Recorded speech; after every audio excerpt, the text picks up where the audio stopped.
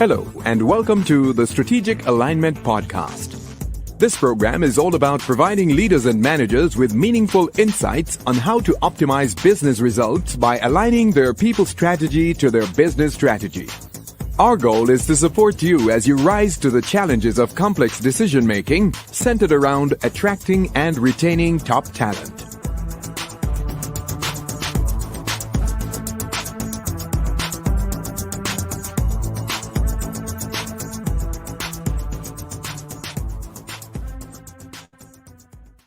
Good evening and welcome to another episode of the Strategic Alignment Podcast.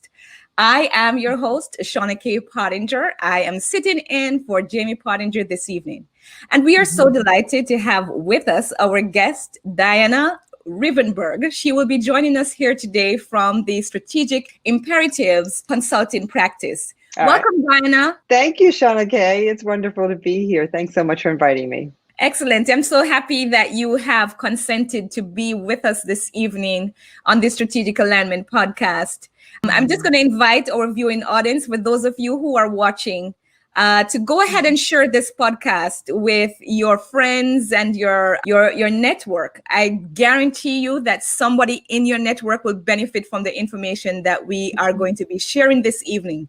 This evening, we are busting wide open the conversation on teams. So human beings are very complex. You know, even to get along with ourselves, we have challenges sometimes. So can you imagine when you place us in a room or place us on a team to work with other complex beings, how challenging that can be? I've always maintained that we work and we spend 86 to 90% of our time in the workplace. And so in order for the work environment to be one that is free of toxicity, there has to be some semblance of civility and some semblance of productivity that can come from groups of people working together. And this evening, Diana will be helping us to pick apart some of the challenges that teams are having, especially during this time of COVID-19. But before we jump into the discussion, I want to ask Diana if you could go ahead and tell us who is Diana Rivenburgh and what do you do? Well, okay. I would say as my first team, Shauna K., I'm the oldest of 6 children. So that was certainly one of the most challenging teams I've ever been a part of. I think I often joke that my management career started when I was 11.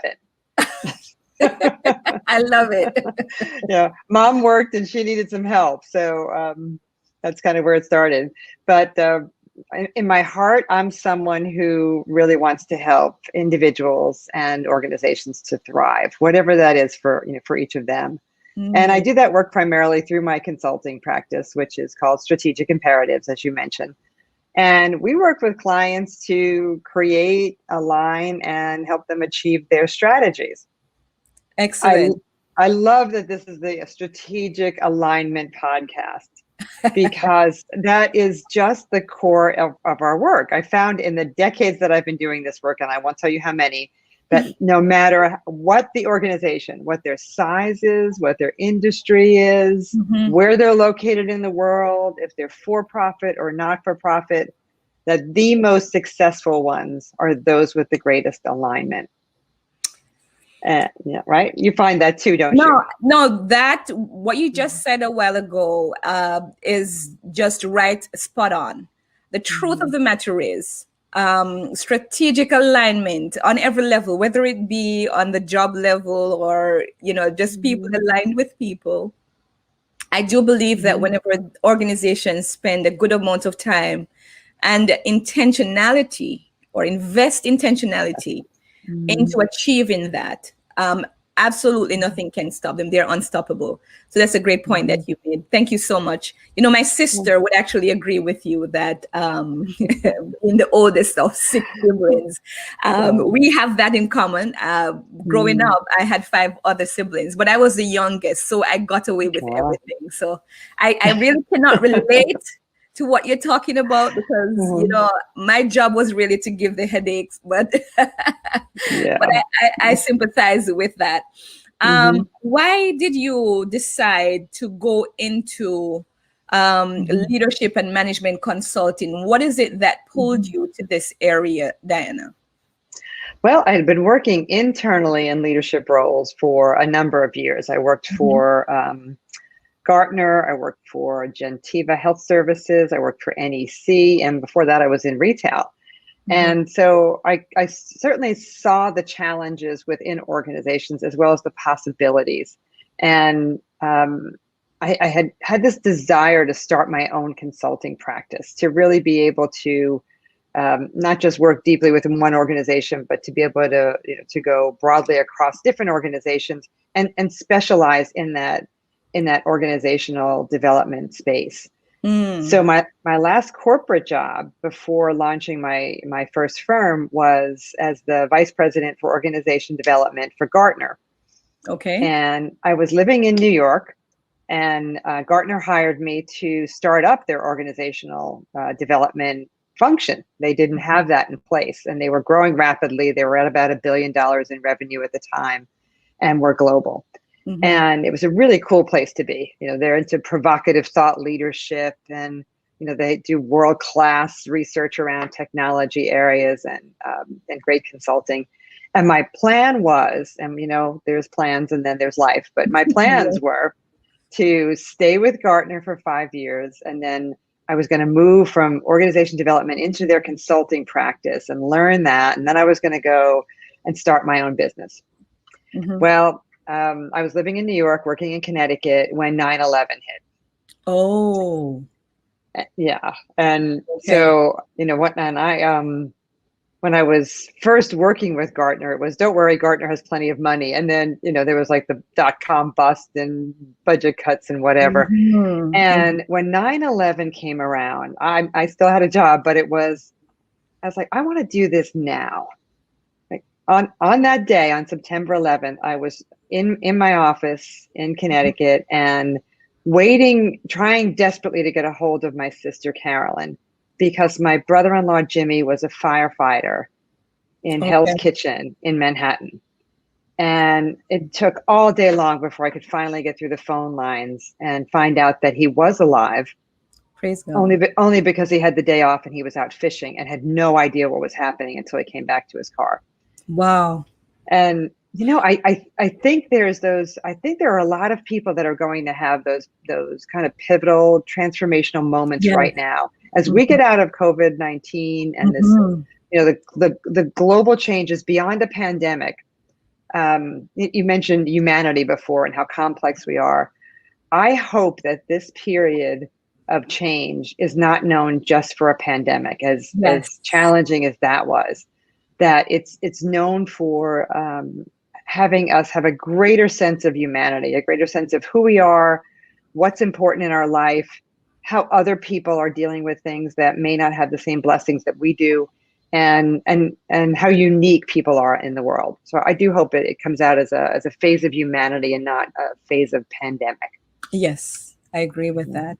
That's an interesting point there you made, Diana, because at the very beginning of this pandemic, kept on saying to my leaders, my clients, that there are two distinct elements, according to a Chinese proverb, that are present in a crisis. The first one is danger, and the other one is the opportunity. And the way you position yourself during a crisis can definitely result in your pivoting and being springboarded into the greatest and most amazing successes that you can achieve. But also, it can overtake you if you're not very intentional about the way that you respond to it. And so I think the word there, the takeaway from that is actually intentionality. So that's a great point that you made. So let's segue into the discussion about teams and building strong and healthy teams. That's what we're here to talk about today. I want you, for the benefit of those who are watching, to just define what does a healthy team look like? What does it feel like for both the leader and the team member, for those individuals who are part of the team and those who are actually leading the team? Well, when we think about a team, I think it's helpful to understand that, these are humans. Human beings come into the workplace, not human resources. So people come in, and they're forming relationships for the sake of doing something together.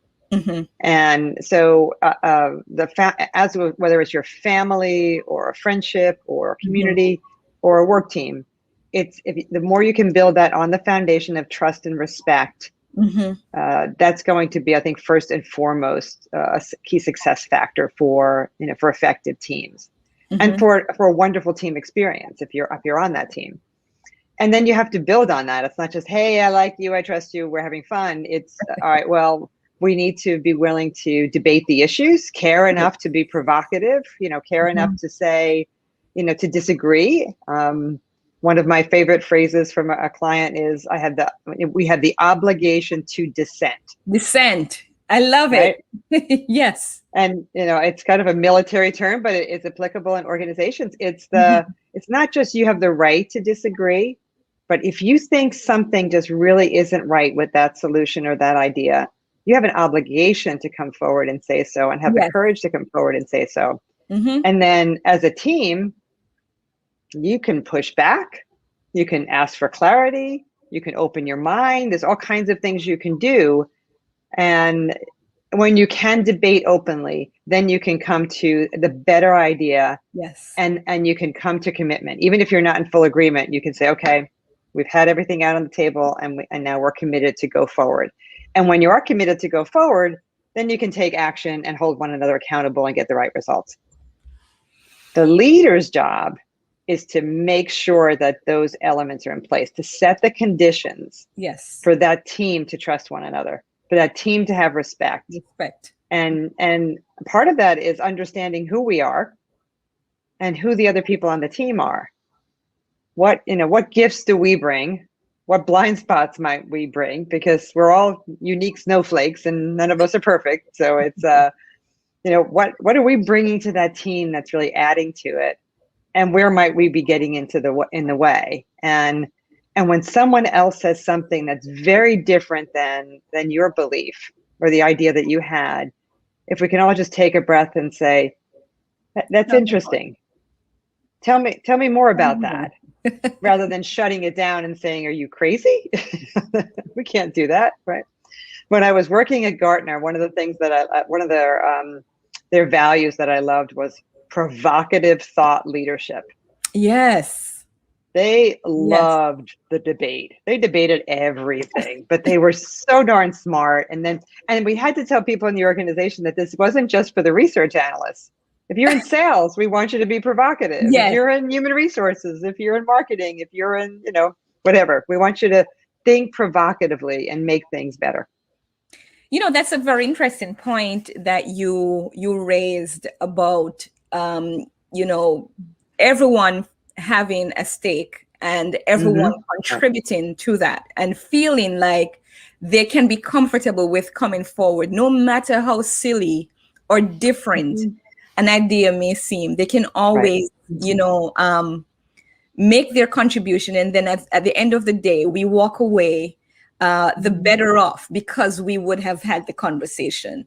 I really appreciate that. And the other part that you talked about that I can definitely relate to, and I've seen it transform, is the trust factor, where as a leader, you trust your team to know that even if I can't do something, I believe that the sum total of all the wisdom that's in the room is much greater than mine alone. And, giving way to that. That's an excellent point that you made. So I appreciate that. Now, we are in the somewhat, I don't think we're post yet because the WHO has not lifted the worldwide pandemic status that is currently in place. However, we are now on the verge of getting out of COVID-19.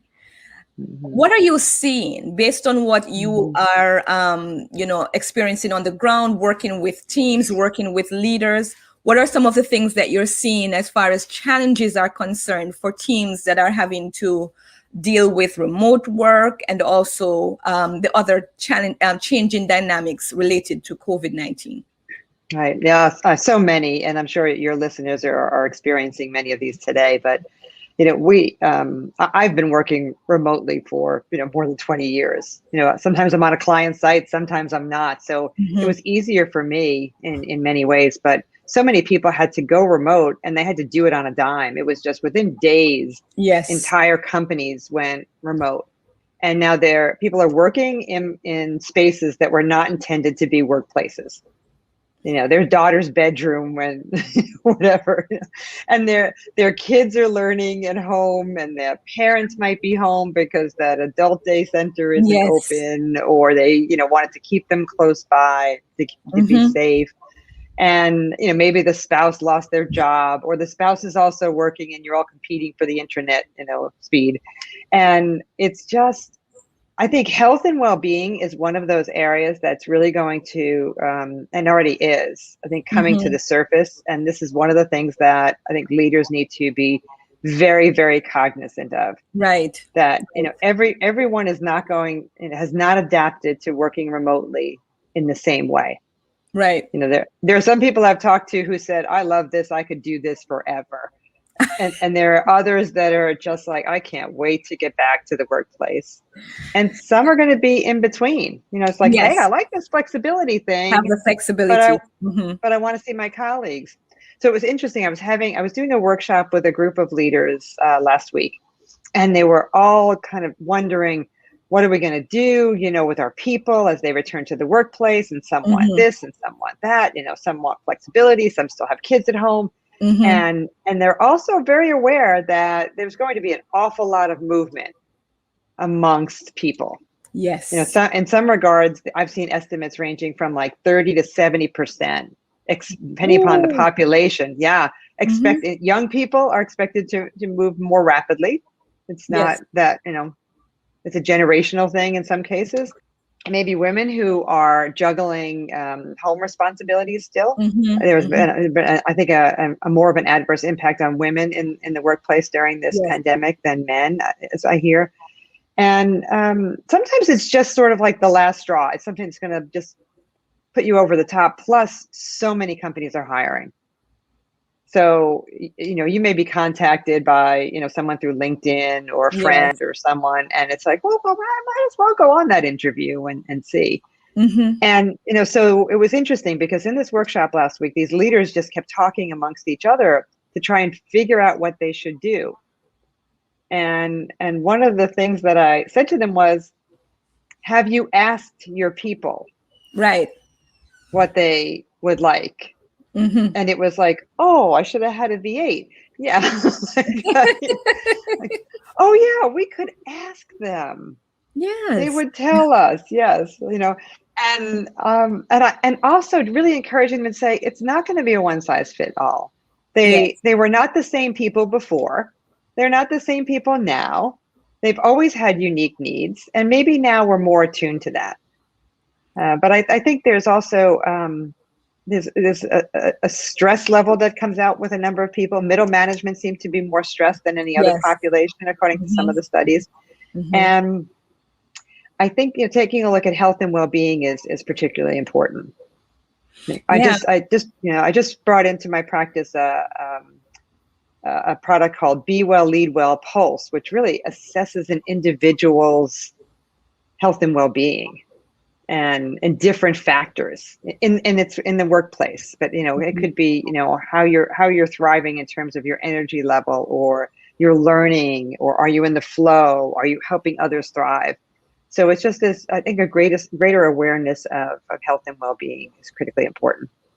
That's an excellent point that you made, because the truth is, if we don't have people who are physically and mentally well, assisting us with the execution of strategies, then really, I can't even, we can't even look at the other factors in terms of performance appraisals and all the other factors that goes along with that. Yes, I think it's the danger opportunity point that you made earlier, Shauna Kay. It's like, well, where are the opportunities in this? Where are the opportunities for us to move our culture forward, to establish better relationships with one another, to improve the workplace? Where are the opportunities there, not just the challenges? Yeah, and being able to be present and identify those, that's very excellent. I like that Be Well that you brought up. I'll definitely check that out. One of the things that I wanted us to touch on as we identified some of the challenges that organizations are facing right now in a post-COVID era, or while we're in the COVID, how do you help them to maintain strong relationships and strong teams during this time? I would say first and foremost, help them get the right people on the team. So it's, do you have the right people on the team to start with?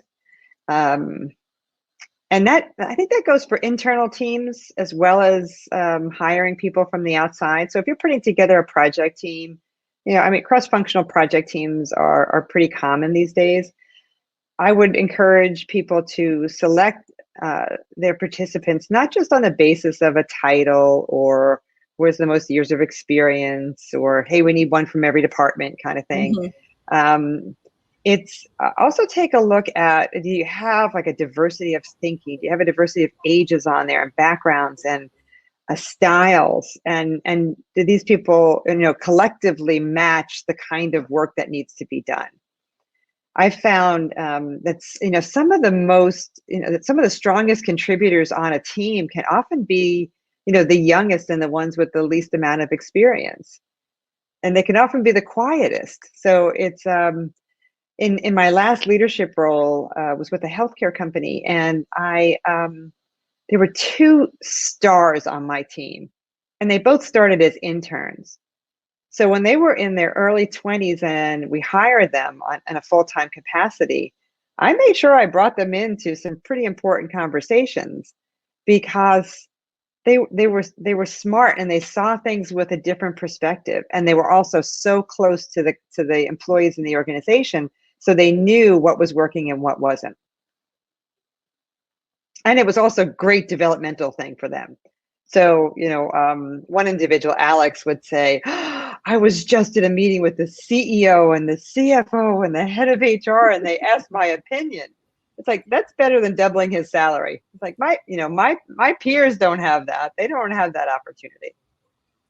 It's an interesting point, because this basically is the perfect segue into what we're going to talk about, because we have that in common in that we are both talent optimization consultants, and we dabble a lot in that discipline simply because it's so pervasive and far-reaching in its impact in terms of how it's able to transform and build strong teams. But for the purposes of those who are listening who may not understand talent optimization, what are some of the elements of talent optimization that we can interweave as part of the process to build strong and cohesive teams? Yeah, I love the term talent optimization. I mean, in the past, we called it organization development or whatever, and it seemed to be an academic term. But when you really think about it, it's just, it's a way of igniting people and talent and culture to align that strategy to the results you want to accomplish. Yes. And it, as I mentioned a minute ago, it starts very simply with putting the right people in the right seats. Get the right people in your organization in the first place, aligned to the jobs that you need done, aligned to the culture that you have and that you aspire to have in the organization. Not just based upon a resume or, having that interview. So, being really, really thoughtful on who you hire. And I know there's a whole bunch of leaders right now looking for staff and looking to recruit people into their organizations. Do not hire, haphazardly. Be very, very thoughtful on who you're bringing into the organization. Yes. And I love using assessments. I know, Shauna Kay, you and I met through the Predictive Index when we were both becoming certified partners. Yes. And so I started to bring PI into my organization, my consulting practice, because I was a client in the past. And I used that instrument we were growing rapidly. I used it to bring on lots of people ranging from the C-level executives, nurses, product development, people in the technology group, middle management, as well as, our administrative and corporate staff. And it was, just a tremendously helpful tool in helping us to figure out, beyond someone's background, is this the right fit for us? And then we could also use it to help develop them. So this is kind of like taking the talent optimization thread through. It's like you bring the right people on board, you attract them in the first place, and then use that for onboarding. What is their style relative to yours if you're their manager? Introducing them to the team, identifying areas that they are interested in developing in, identifying areas that they can bring their strengths to bear on the work that needs to be done is all important. And in pulling teams together. So, and I think that starts with the top, like getting the right leadership team in place and having that group work together as a cohesive team, not leading a bunch of functional silos. Again, back to that alignment thing. Yes. If you don't have alignment at the top, then it's a whole big headache for everybody else that has to report into those people. Good point. And it's strategic. It's alignment not just on the team dynamics, but you also have to have agreement. That's one of the things that we talk about a lot with our leaders, in that, are they all agreed on the strategy that they're pursuing as a leadership team? And are they on board in terms of, are they naturally suited for that strategy? Those are some of the things that we do on a daily basis in terms of helping leaders to do so. That's an excellent point that you made, Diana. We are getting into this point where we want to give our leaders who are watching, and those individuals who are leading teams during this very difficult time, some recommendations. I know you mentioned earlier the whole matter of focusing on their employees' health and well-being, which is a very important factor that I think should be front and center. But what other recommendations do you have for leaders who are, headed back to the office and they have to deal with the changing dynamics related to COVID, while making sure that their team march as a band of one as they head towards whatever strategic direction they're headed in? Do you have any recommendations for that leader? Yes, I would have a few. Certainly, it is to be open, to be flexible, to ask questions and engage others in that conversation. This is not the time for the heroic leader to be out there making every decision, by themselves. Understand what people need. None of us have ever been in this situation before. So it's unique to everyone, and it's going to be different in every workplace, and it's going to be different for every person. So really approach it with it, and it's a combination of, I think, humility, where you don't know everything. And at the same time, you have to display a level of confidence so that your people believe that you're going to make the best decision you can based upon the information you have available and what you think is right for most people. And I think if they trust you and they respect you and they know you care about them, then they're going to forgive you if you make the wrong call here or there, or you have to adjust things because something changed. It's, that's that expression of they don't care what you know until they know that you care. That you care. Yes. Yeah, exactly. So empathy, humility, openness, flexibility, I think are all there. It's not, don't expect that you're going to flip a switch and go back to the way things were. And I hope you don't really want to, that you can find a better way because of this. Excellent point. And, one of the things that I strongly recommend to people who are doing this, is a phased approach when it comes on to driving policies around tardiness or absenteeism and so on, I think that some of us will have to be more focused on results and trying to make sure that we get to that result as best we can, while we are also focused on the person that you're leading. So that's a very important factor as well. Yeah, absolutely. It's not a matter of, hey, let's take out the policy manual and figure out, what happened here. It's funny. I am rather low on the formality end of the spectrum. So when I was, yeah, you're a maverick, right? I'm a maverick. Yes, I am. Both of us are mavericks. Yeah, right. And so when I did a period of time, I was working as the senior VP of People and Culture for a healthcare company. And I refused to be called human resources. I liked people and culture better. I thought that was a better label for, as I said, we're human beings, not human resources. And I have to admit this, I never opened the policy manual the entire time that I worked there. And I was there 4 years. And I knew if I opened it, I'd want to rewrite the whole thing. And we had other things going on. We were growing rapidly. We were bringing in technology. We were building a culture. We were building the next generation of this company. And that was all exciting. And we needed to be focused on, creating that whole infrastructure and the right kind of culture in place, the right kind of leaders in place. And that wasn't going to happen by, me wordsmithing the policy manual. No. But I am incredibly flexible on how, to think about things. Yes. At one time, our COO wanted us to have a dress code policy in place. And I said, I am not telling grownups how to dress. Like, that is just, if you don't like what they're wearing, you're a COO, go tell them. And it was like, summertime came around and all the people who worked in product development started showing up in flip-flops and shorts, as they will. And it's like, well, if their leader doesn't have a problem with that, then neither do I. I said, my people can't show up in flip-flops and shorts, and I'm going to tell them that, but so they insisted that they wanted a policy. And I said, well, I'm not going to write a policy. And they said, well, some guidelines. So I said, okay.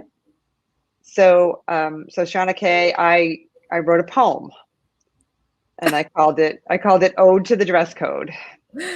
And I connected it to a YouTube video that had the music of "I'm Too Sexy for My Shirt." I love it. I'd love to see that.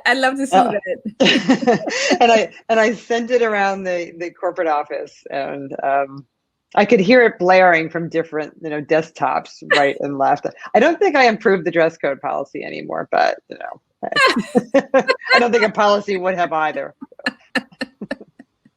I love it. That's what happens when you put a maverick in charge of the rules, Right. Yeah. Now my successor, the person I hired to succeed me when I was ready to leave, had a very different style. So I'm sure she completely rewrote the policy manual and the handbook. Of course. The second I left, but that was her zone of genius, not mine. It's like, that's okay.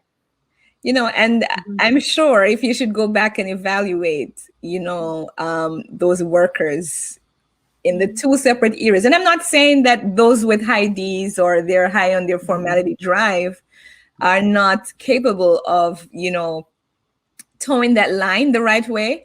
The point I'm making is that people prefer to feel respected and to be given the latitude to make their own decisions in terms of what their capacity is. And at the end of the day, you get more out of them where that is concerned. So kudos to you. We're going to head into the final segment of our interview. And at this point, we're going to ask you some very personal questions about yourself. Okay. About how your interactions with failure. At Pottingers and Associates Consulting, we tend to drive the conversation from a place of establishing a new and different approach to failure, one where failure is not intimidating, it's not daunting, it's something that you look at as an opportunity to learn. And so I would love to hear from your perspective, based on your run-ins with any failure whatsoever in life.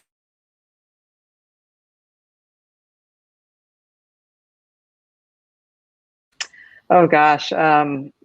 Well, certainly have had many failures along the way, and I think some of that comes because I'm willing to continuously try new things and take some risks. And you know what? If they all work the first time, I'm not sure what we learn from that.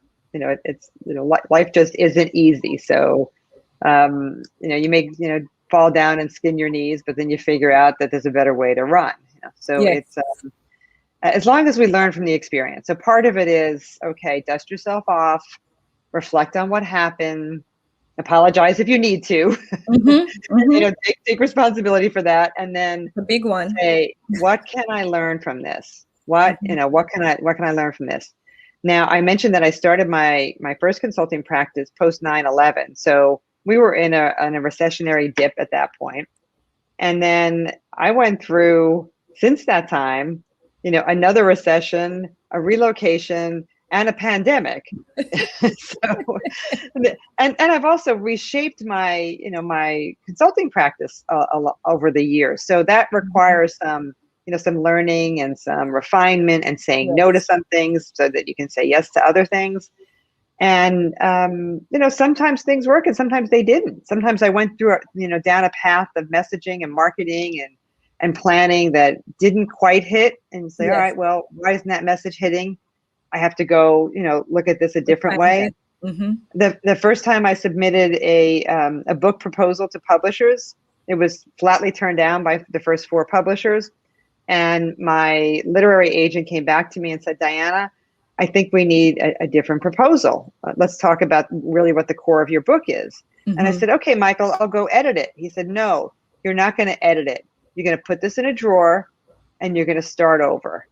And I thought, it just took me 4 months to write that last book proposal. It's like, starting over is like you're rethinking the core of that book, every chapter, examples of that chapter. It was a hefty proposal, but I ended up with a better book and a better experience in trying to research it and the people I interviewed and writing it. And it was one of the best experiences of my professional career. It was one of the hardest things I did, because it took me 4.5 years to interview over 150 leaders and figure out, what were the themes that were going to make it and what weren't, and pulling it together. And sometimes you think you're a good writer until you have to write a book. And you've got your editor just kind of like slashing it around and telling you to stop sounding like a consultant. So it was definitely a really good learning experience. See, I also learned from every speaking engagement. I just had recently like 2 speaking engagements, same topics, similar kind of audiences. One loved it, the other one was like, it's okay. Wow. Like, okay, same person, same topic, same kinds of groups. It's like, but that makes me take a look at it and say, how can I make this better? How can I make this more interesting or provocative or a little bit different, and have some fun with it? Yes. And not just dismiss it and say, oh, well, those people, just didn't appreciate me, or, go in my room and sulk because, I didn't get the highest rating on the evaluations or whatever. It's okay. What can I learn from that? I will be better because of this. Excellent. And I appreciate that approach to failure. John Maxwell has this saying that failure is your friend. And so it's not to say that you are shooting for failure. You're not setting yourself up for failure, but do not take on such a fear that you are not willing to do anything or take risks. So that's very important. Yeah, absolutely. I mean, I left a very high paying job with no clients to launch my first consulting firm. And my boyfriend at the time said, what? And I said, I'm going to give it a year. If after a year I don't like this, or I don't have any, I can't earn a living doing this, then I'll go back and get a real job.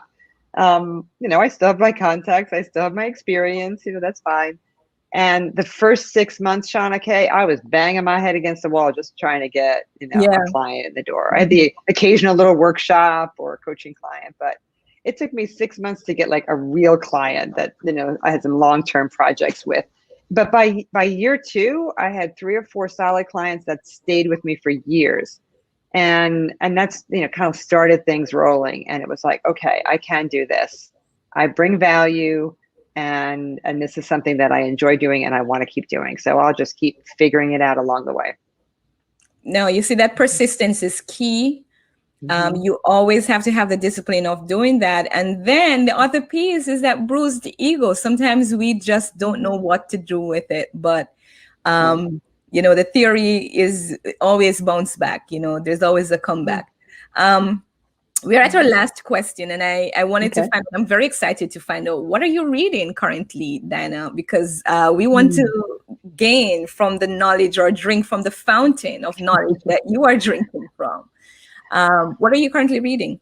Oh gosh, I always seem to have 6 books going at once, and and there are certain books that I keep going back to. They're like my reference books. But one that I'm reading right now is called "Helping People Change," and "Helping People Change" is by Richard Boyatzis, Melvin Smith, and Ellen Van Oosten.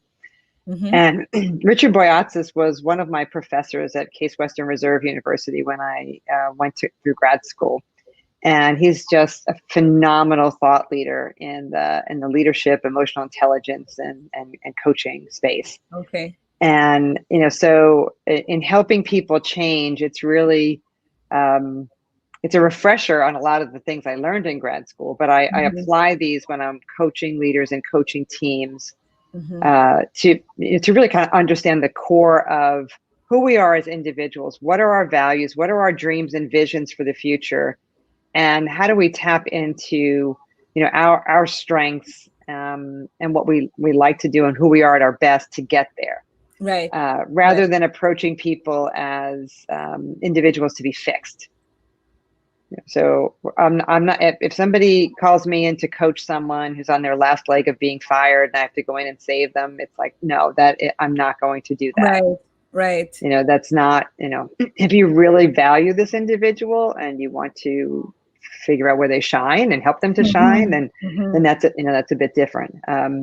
So helping people change is one of the things that I've actually read it before, but I'm rereading it again. Okay. So there's just like different segments that I always find that richness when I'm working with a coaching client and with a leadership team. And then I'm looking forward to receiving Mike Zanni's new book. Me too. I have it. I pre-ordered it. Yeah, me too. I haven't seen it come in the mail yet, but it's called The Science of Dream Teams. And, I think there's going to be just a wealth of information.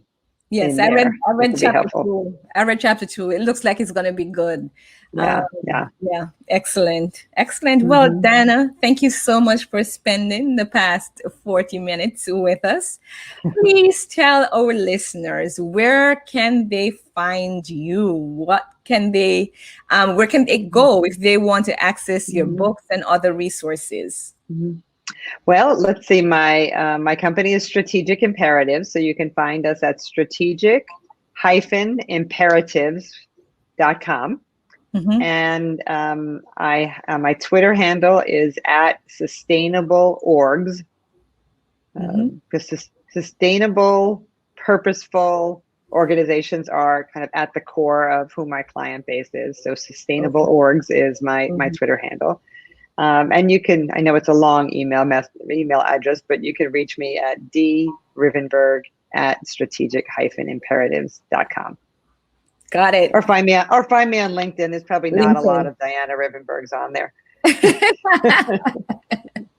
I agree with that one. Rivenburgh is not the common name, but we want to thank you so much, Diana, for spending the past few minutes with us, sharing with us on how we can build a strong and cohesive teams. We look forward to having you again on the Strategic Alignment Podcast. To our viewers out there, we're just going to invite you to go ahead and subscribe to our podcast on YouTube, on Facebook. We're also on Apple Podcasts, Spotify, and we are also on Anchor. So go ahead and look for us at Strategic Alignment Podcast. Thank you so much for joining us again, and we hope you have a pleasant evening. Goodbye. My pleasure. Thank you, Diana. Thank you for listening to the Strategic Alignment Podcast. We hope you enjoyed this episode. Please subscribe to our podcast by visiting our website at www.pottingerandassociatesconsulting.com.